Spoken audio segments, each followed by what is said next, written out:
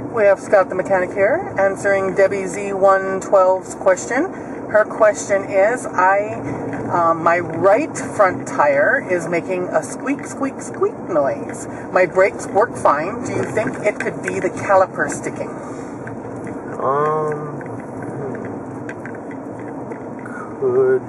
Could be. It could be the brakes might be low if it constantly is making that squeaking noise. If you step on the brakes and they do go away, it could be that your pads are getting low and the indicator is rubbing on there telling you, hey, it's time to change me.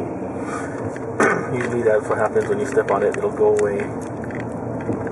If it constantly squeaks while you're stepping on the brakes, it could be something else in there going wrong. It could be, say, like a bearing in there, or Alrighty, so that's it for Debbie Z. Thank you. Bye.